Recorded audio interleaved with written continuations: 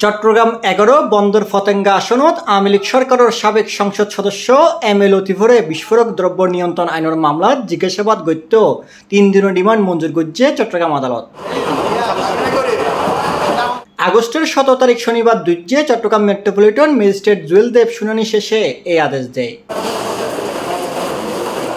মামলার এজাহারতুন জানা যায় আগস্টের ৪ তারিখ নগরীর নিউ মার্কেট এলাহাতুন বৈষম্য বিরোধী ছাত্র আন্দোলনের কর্মসূচি শেষে ফেরার ফত ডবল মর্নিং থানার দেওয়ানহাট এলাহাত এরশাদ নামের একজন গুলিত আহত হয়। এই ঘটনাত আহত এরশাদ বাদীরে ডবল মর্নিং থানাত এম এ লতিফ সহ ১৬ জনের নাম উল্লেখ করিয়ে এবং অজ্ঞাত পরিচয় ১১৩ জনের আসামি গড়িয়ে মামলা করে। মামলার এজাহারভুক্ত নগর ছাত্রলীগ নেতা জাকারিয়া দস্তগীর সহ বাকি আসামিসকল বাদীও তারপরে তাহা লোকজনকলের রড হকিস্টিক দিয়ে ফিরে আহত করে।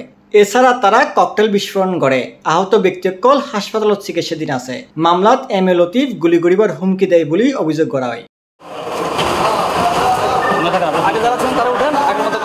সাবেক সাংসদ এম এ লতিফরের রিমান্ড দনের বিষয়ে তার আইনজীবী জানায়, আমাদের এমপি আজকে গ্রেপ্তার দেখানো হয়েছে। সেখানে নিউ মার্কেটের একটা মামলার ঘটনায় তাকে ডবল মোরিংয়ে একটা মামলা দিয়েছে, সেখানে একটা বিস্ফোরক, আর একটা হচ্ছে প্যানেল কোডের ১৪৩/326 এবং এই ধারায় উনি কোনো স্পেসিফিক তার বিরুদ্ধে কোনো অভিযোগ নাই, তার বিরুদ্ধে কোনো আশা হয় নাই।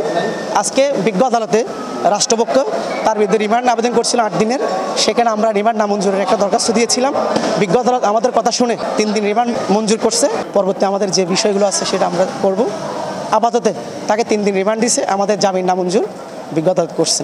হৈরাক্ষী গেলদে জানুয়ারিত অনুষ্ঠিতব্য দ্বাদশ জাতীয় সংসদ নির্বাচনে চট্টগ্রাম ১১ আসনত আওয়ামী লীগ প্রার্থী হিসেবে জয়ী হয় এম এ লতিফ। এর আগে ২০০৮, ২০১৪, ২০১৮ সালে অনুষ্ঠিতব্য জাতীয় সংসদ নির্বাচনেও তিনি আওয়ামী লীগ তুন এমপি নির্বাচিত হয়। এছাড়াও চট্টগ্রামের শীর্ষ ব্যবসায়ী সংগঠন Chittagong chamber of commerce and ইন্ডাস্ট্রিজের সাবেক সভাপতিও আছিলেন লতিফ। C+ TV Chittagong.